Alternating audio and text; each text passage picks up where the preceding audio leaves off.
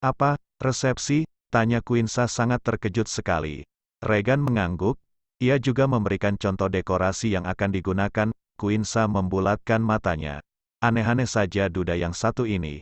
Quinsa merobek kertas dekorasi tersebut dan tiba-tiba adik-adik kelasnya masuk ke ruangan Regan. Mereka menatap kejadian saat Quinsa merobek-robek kertas di depan Regan. Sungguh sangat berani sekali bagi mereka. Ada apa? Tanya Regan pada anak didiknya. Quinsa langsung pergi dari ruangan itu dengan wajah yang cemberut. Regan hanya bisa tersenyum dalam hati melihat istrinya yang galak menggemaskan. Quinsa melirik Regan dari jendela.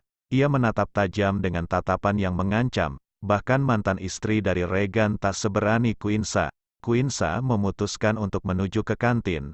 Dia ingin membeli gorengan favoritnya, namun sayangnya dompetnya malah ketinggalan gara-gara terburu-buru bertemu dengan Om Andre. Quinsa menghela nafas panjang. Lupakan masalah gorengan.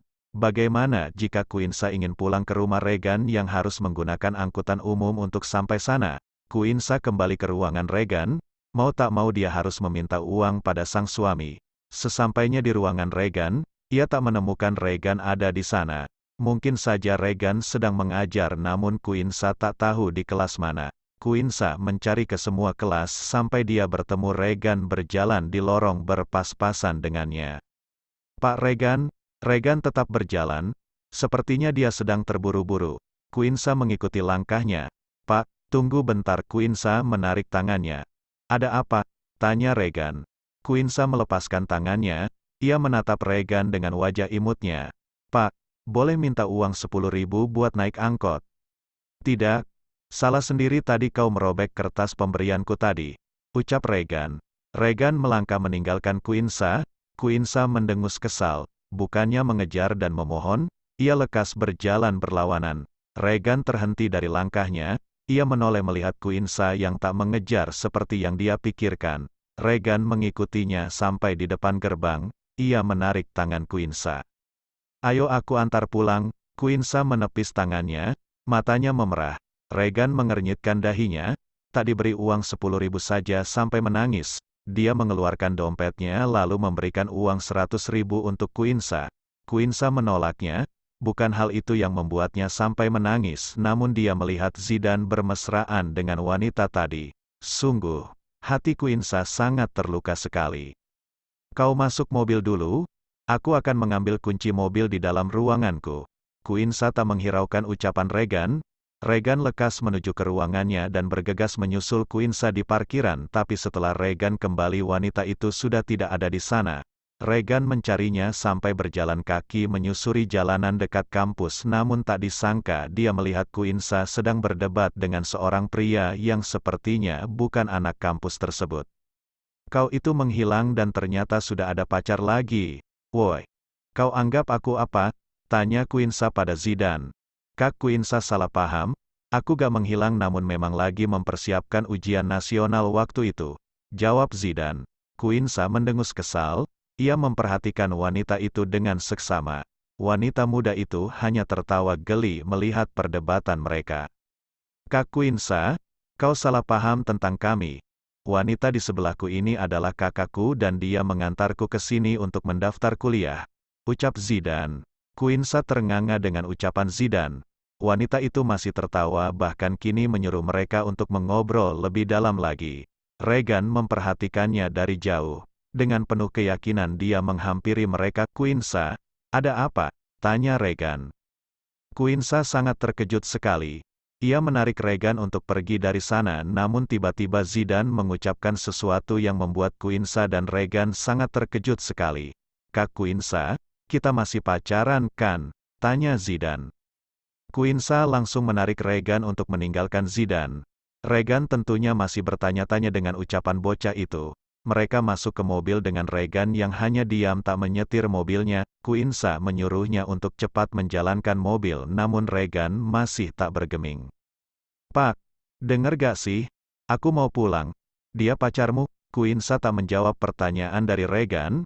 Regan menarik tangan Quinsa lalu meletakkannya di dadanya. Quinsa masih heran. Ia merasakan jantung Regan yang berdetak dengan kencang. Aku sakit hati jika tadi memang pacarmu.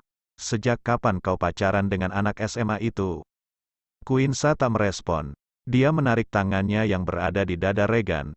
Namun Regan tetap mempertahankan tangan tersebut untuk tetap berada di dadanya.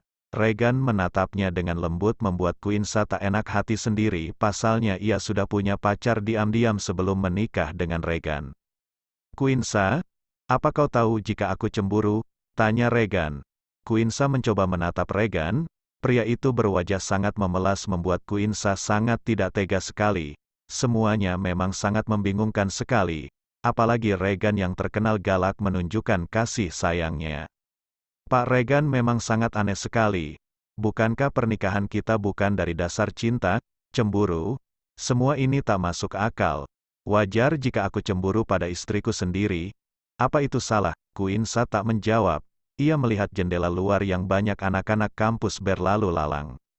Dia sudah tak memperdulikan jika mereka sampai melihat dirinya di dalam mobil Regan. Tak berselang lama kemudian, ponsel Regan berbunyi yang ternyata dari rekannya. Regan sudah ditunggu oleh salah satu orang tua anak didiknya. Kali ini Regan harus profesional. Dia meminta Quinsa untuk turun dari mobil dan memberinya uang untuk naik angkutan umum. Quinsa, aku akan segera pulang jika masalah di kampus sudah selesai. Mau naik taksi saja? Quinsa lekas merebut uang dari Regan. Ia turun dari mobilnya lalu pergi menjauhi Regan. Regan hanya bisa menghela nafas panjang. Kenapa menjadi rumit seperti ini? Kenapa tiba-tiba Quinsa memiliki pria yang mengaku sebagai pacar? Ah, sudahlah. Dia harus segera kembali masuk ke dalam kampus. Quinsa naik angkot menuju ke kosnya. Ia ingin beristirahat di sana saja. Semuanya sudah sangat membuatnya pening. Dia sudah menikah namun sebelumnya punya pacar. Sampai suatu ketika dia teringat akan ucapan Regan tadi di dalam mobil yang mengatakan kecemburuannya. Cemburu gak jelas banget sih. Kenapa mendadak cemburu? Ada apa sih dengannya? Serasa aneh sekali, padahal kami menikah karena digerebek namun seolah dia menikahiku atas dasar suka dan cinta. Batin Quinsa. Angkutan yang dia tumpangi telah sampai di depan kosnya. Quinsa lekas membayar lalu turun. Dia masuk ke dalam kos yang sudah menemaninya selama 4 tahun ini bahkan sempat diusir karena tidak bisa membayar uang kos. Quinsa, kenapa beberapa hari ini tidak pulang? Tanya Bu Mira. Beliau sang pemilik kos yang kini sedang memangkas tanaman di depan kosnya. Ada hal yang tak terduga. Oh ya, aku akan ambil barang-barangku sebelum akhir bulan. Oh, mau pulang kampung? Ya, skripsimu bagaimana? Mendengar kata skripsi membuat Quinsa terdiam.